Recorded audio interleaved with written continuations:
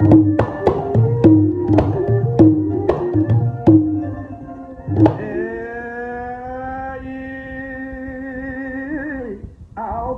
នេះកាយថ្ងៃជាមាន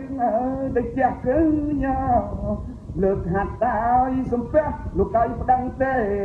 វតា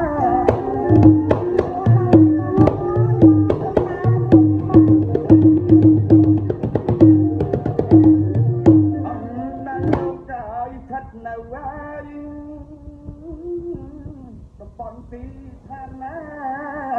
សូមឲ្យទេវតាជួយរក្សាអើយសុខ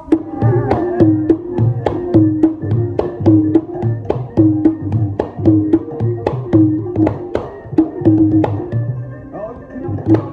អញលើកហាត់ណាអើយប្រតិបត្តិលាទាំងអស់គ្រប់គ្នាអើយញាតិអ្នកអើយស្រុកណែឲ្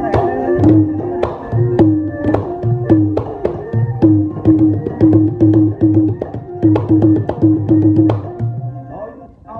ផលឡាចេញពីខ្ញុំទៅអើយពីនេះតទៅថ្ងៃមុខណាសូមឲ្យនាងបានសុខសេរីសុខអើយស្ដី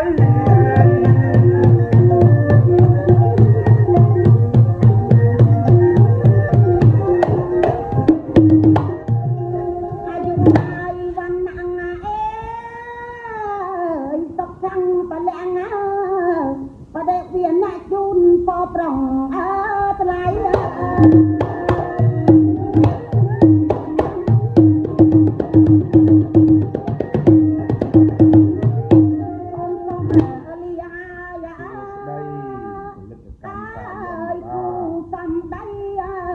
អូនត្រីសុំជូនហើយបប្រង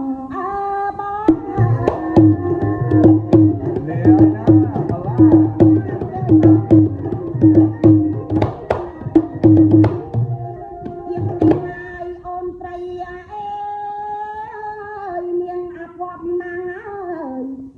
លាអូនត្រីអើយសុំជួបពូស្នេហ៍ស្នង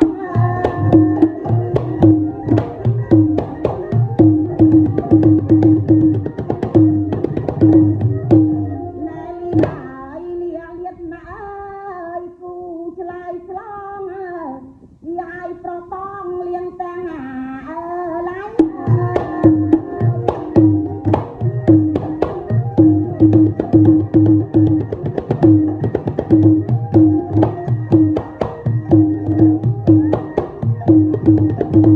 Thank you.